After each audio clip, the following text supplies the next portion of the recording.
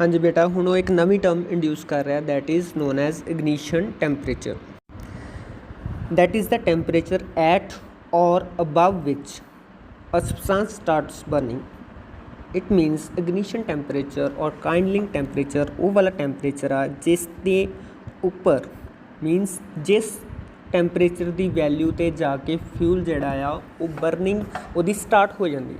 It मीनस it is a minimum temperature eight which the burning starts. ये हर एक fuel के वास्ते बेटा बेसिकली इग्निशन टैंपरेचर जिहड़ा वो वैल्यू अलग अलग होंदी है। ठीक है, इस टैंपरेचर ते पहुँच के ते इस तो उपरले जिहड़े टैंपरेचर है मीनस वन सपोज करो कि एक सबसटांस है अपने कोल जिहदी इग्निशन टैंपरेचर जिसका कि है 120 degree Celsius. It मीनस it is the minimum temperature eight which the सबसटांस burning will start.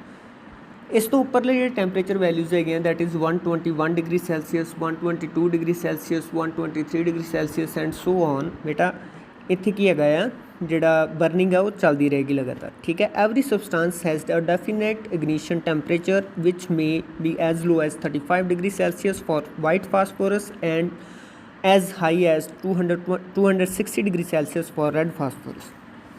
उन्हें बेसिकली आपां एग्जाम्पल्स देती हैं कि ਵੱਖ-ਵੱਖ सबसटेंसिस के ਜਿਹੜਾ इग्निशन टैंपरेचर्स ਹੈਗੇ ਆ ਉਹ ਕੀ ਹੈਗੇ अलग-अलग वैल्यूज़ ਹੈਗੀਆਂ ਉਹਨਾਂ ਦੀਆਂ। ਜਿਵੇਂ ਕਿ ਵਾਈਟ ਫਾਸਫੋਰਸ ਦੇ ਵਾਸਤੇ ਇਗਨੀਸ਼ਨ ਟੈਂਪਰੇਚਰ ਕੀ ਹੈਗਾ ਆ 35 ਡਿਗਰੀ ਸੈਲਸੀਅਸ ਵਿਚ ਇਜ਼ ਵੈਰੀ ਲੋ। ਇਸੇ ਕਰਕੇ ਵਾਈਟ ਫਾਸਫੋਰਸ ਨੂੰ ਆਪਾਂ ਕੀ ਕਰਦੇ ਬੇਟਾ ਵਾਟਰ ਬੋਟਲਸ ਦੇ ਵਿੱਚ ਸਟੋਰ ਕਰਕੇ ਰੱਖਦੇ, ਇਹਨੂੰ ਵਾਟਰ ਵਿੱਚ ਡਿਪ ਕਰਕੇ ਰੱਖਦੇ ਹਾਂ। ਠੀਕ ਹੈ, otherwise it will catch fire van the it's temperature will reach at 35 degree Celsius. Or on the other hand, the red phosphorus has 260 degree Celsius ignition temperature. It means after reaching the value 260 degree Celsius, the red phosphorus will catch fire. ठीक है, इस करके red phosphorus ਨੂੰ ਆਪਾਂ normally ordinary bottles ਦੇ ਵਿੱਚ ਰੱਖਦੇ ਹਾਂ ਹਮੇਸ਼ਾ। ਠੀਕ ਹੈ, ਹੁਣ ਬੇਟਾ ਲੈਫਟ हैंड ਸਾਈਡ ਦੇ ਉੱਤੇ ਤੁਸੀਂ ਦੇਖੋ ਡੂ ਯੂ ਨੋ ਬਾਕਸ ਦੇ ਵਿੱਚ carbonaceous fuels undergo incomplete combustion in insufficient amount of air or oxygen and form carbon monoxide, soot, water, heat and light। ਕਹਿੰਦਾ ਜਿਹੜੇ ਕਾਰਬਨੇਸ਼ੀਅਸ ਫਿਊਲਸ ਹੁੰਦੇ ਮਤਲਬ ਜਿਨ੍ਹਾਂ ਦੇ ਵਿੱਚ ਕਾਰਬਨ ਹੁੰਦਾ ਹੈ ਬੇਟਾ ਉਹ ਫਿਊਲਸ ਕੀ ਕਰਦੇ ਆ ਇਨਕੰਪਲੀਟ ਕੰਬਸਸ਼ਨ। ਜਦੋਂ ਉਹਨਾਂ ਇਨਕੰਪਲੀਟ ਕੰਬਸਸ਼ਨ ਮਤਲਬ ਪੂਰੀ ਕੰਬਸਸ਼ਨ ਨਹੀਂ ਹੁੰਦੀ ਉਹਨਾਂ ਦੀ। ਠੀਕ ਹੈ, ਇਨ ਦਾ ਇਨਸਫੀਸ਼ੀਐਂਟ ਅਮਾਊਂਟ ਆਫ ਏਅਰ ਔਰ ਆਕਸੀਜਨ कि उन्होंने जी बर्निंग होंगी है इनसफिशेंट अमाउंट ऑफ एयर दे विच होंदी है, मतलब उत्थे पूरी सप्लाई एयर जां ऑक्सीजन की नहीं होंदी जिथे उन्होंने बर्निंग होंदी है कार्बोनेशियस फ्यूल्स की।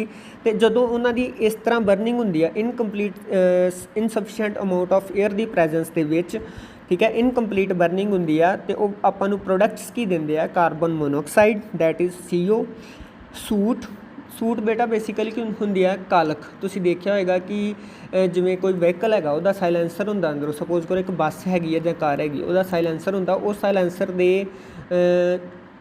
इनू बड़ा ध्यान नाल करना। ठीक है, मतलब जो साइलेंसर बिल्कुल ठंडा होएगा, ठीक है, उहदे अंदर तुसीं उंगल लगा के देखना तो तुहाडी उंगल की हो जाएगी काली हो जाएगी। ठीक है, ब्लैक कलर दैट इज़ वो जिहड़ा काला काला तुहाडी उंगल नूं लगदा that is known as soot.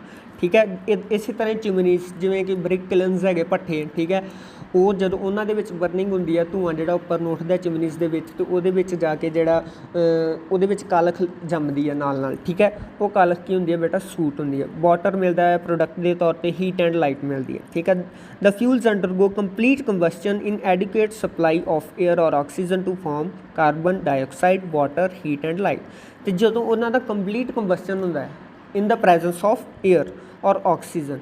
ठीक है, तो वो अपन की प्रोडक्ट देंगे कार्बन डाइऑक्साइड प्रोडक्ट देंगे, वाटर, हीट तो लाइट प्रोडक्ट दे विच देंगे। ठीक है, जो इनकंप्लीट कंबशन होंदा है in the insufficient amount of supply of the oxygen they give carbon monoxide, on the other hand in complete combustion they give carbon dioxide. ठीक है, तो वाटर हीट दोनों च मिलता है, लाइट भी दोनों च मिलती है। ठीक है, पर फर्क कित्थे होंदा है incomplete combustion they which carbon monoxide मिलती है तो complete combustion they which carbon dioxide मिलती है। ठीक है, तो इनकंप्लीट कंबशन दे विच सूट भी नाल मिलती है। ठीक है, दैट इज़ कालख जिहड़ी तुसीं देखदे कार्बन फॉर्म दे विच, ठीक है, हुंदी है जम जांदा है। No next we will study about the conditions necessary for combustion. एक सबसटांस की कंबशन के वास्ते किहड़ियां कंडीशनस जिहड़ियां वो नसैसरी हैगियां।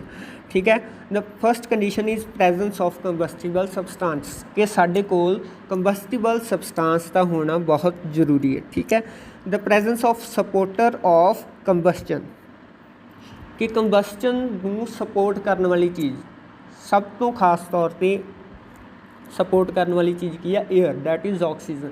कंबस्टन नूं सपोर्ट करने वाली चीज़ भी साडे कोल होनी चाहिए, सपोर्टर होना चाहिए कंबस्टन का नाल। नंबर 2 से नंबर 3 अटेनमेंट ऑफ इग्निशन और kindling temperature of the combustible substance, कि जेड़ा इग्निशन टैंपरेचर मतलब minimum temperature required to start burning of that combustible substance is required, that is must. ठीक है, कि जेड़ा किसी भी कंबस्टिबल सबसटांस का इग्निशन टैंपरेचर है वो अटेन होना जरूरी है। ठीक है, now we will study about the combustible and non combustible substance. It is necessary for a combustible substance to be present for combustion to take place. ठीक है, आप जिवें कंडीशनस पढ़ियां है कि 3 चीज़ां चाहिए, एक तो कंबस्टिबल सबसटांस चाहिए, एक सपोर्टर ऑफ कंबस्टन चाहिए, तो एक इग्निशन टैंपरेचर अटेन होना जरूरी है कंबस्टन के वास्ते, मतलब बर्निंग दे होने वास्ते। ठीक है, सो कंबस्टिबल और नॉन कंबस्टिबल सबसटांसिस बारे स्टडी कर रहे हैं आप, कहता कि इट नसैसरी, ये बहुत जरूरी है कंबस्टिबल सबसटांस का होना for a combustion to take place. ठीक है, हुण बेटा एक्टिविटी एक परफॉर्म कर रहा है, that is 5.1 to learn about combustible and non combustible substances. That is in this activity he will take substances like paper, sand, water, wood, wool, cloth piece, iron nails, kerosene oil, glass, matchstick, stone, and try to burn them one by one with the help of a lighted candle। ठीक है, हुण ये की कर रहा basically, paper लै रहा, कागज़, रेत, पानी, ठीक है, लक्कड़, उन, कपड़े का पीस, ठीक है, आयरन, लोहे का किल, कैरोसीन ऑयल, ठीक है, मिट्टी का तेल, गिलास, कच का टुकड़ा, ठीक है, मैचस्टिक, एक जिहड़ी डब्बी की तील हुंदी है, ठीक है, स्टोन, पत्थर, ठीक है, इन्हां सारिਆਂ ਨੂੰ ਲੈ ਕੇ ਉਹ ਕੀ ਕਰੇਗਾ बेसिकली ਉਹਨਾਂ ਨੂੰ ਅੱਗ लगा के देखेगा। ठीक है, with the help of a candle, तो वो ऑब्जरवेशन जी है करेगा, कहना do all of them burn, कि ये सारे जोड़े आ बर्न करते हैं। ठीक है, why's do some of them catch fire while others don't, कहना कि ये देखा जा रहा है कि कुछ जोड़े सबसटांस आ वो फायर कैच कर जाते हैं, पर कुछ जोड़े ये नहीं करनगे।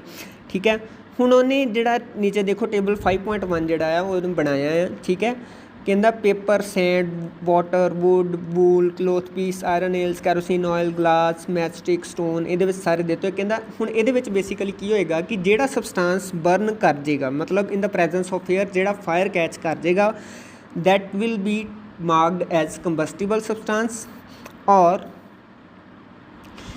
जेड़ा सबसटांस बर्न नहीं करेगा in the presence of air, that will be marked as non combustible substance. ठीक है, हुण ये वाली एक्टिविटी दे विच की देखेगा कि water, sand, iron nails, stones, glass etcetera do not catch fire on heating in air.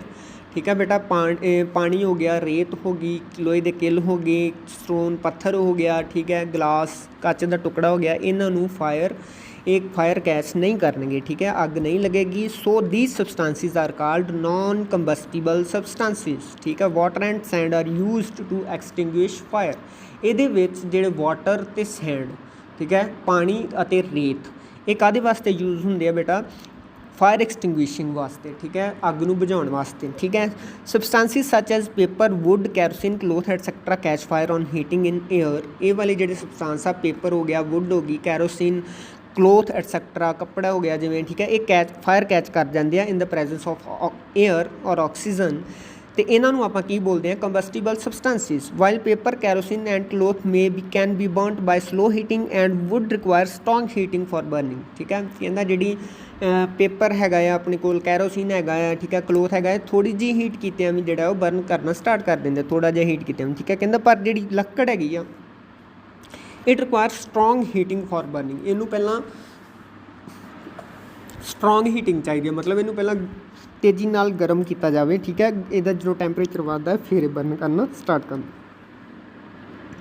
A thin sheet of paper can be burnt easily, whereas a thick cardboard sheet requires strong prolonged heating for burning. एक छोटा जिहा जिहड़ा पतली paper का कागज़ का टुकड़ा है वो छेती बर्न करता है, ठीक है। whereas इस तो इलावा जिहड़ा बेटा हैगा आ कार्डबोर्ड शीट, ठीक है। कार्डबोर्ड मतलब गत्ते की शीट जिहड़ी आ उन्होंने स्ट्रोंग तो प्रोलोंगड हीटिंग चाहिए, मतलब लंबे समय वास्ते स्ट्रोंग हीटिंग चाहिए। काहदे वास्ते?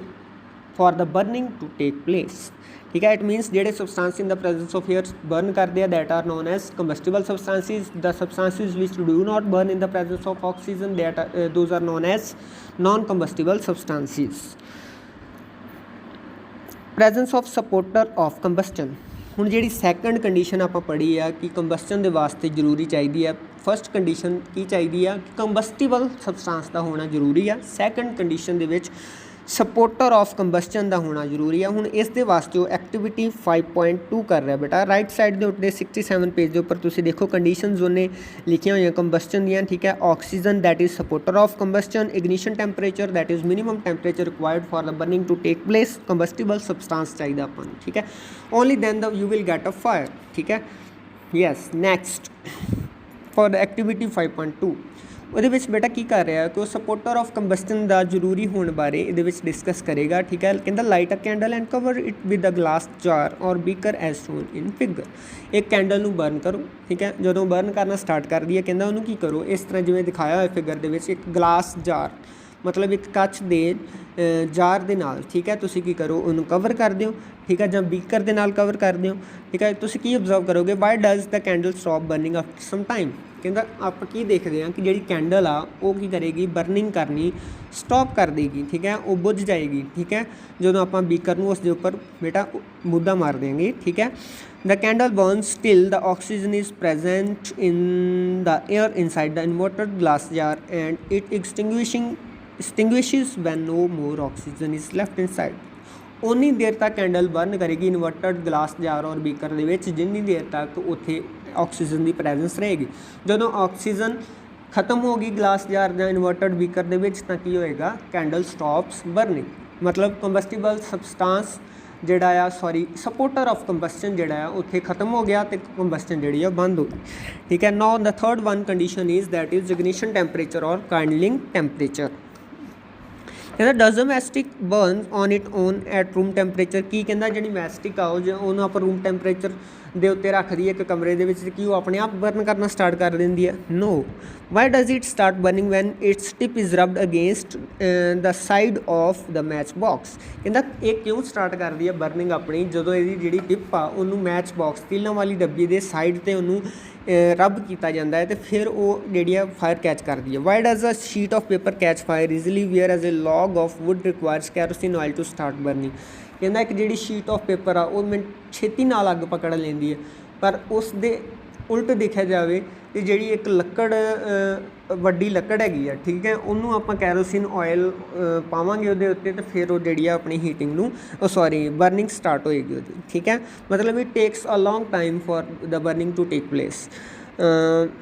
Most forest fires are caused due to the carelessness of human beings. उन्हें लिखा है कि जी फॉरेस्ट फायर्स होंगे, ठीक है, जंगल के अग लगती है, ठीक है।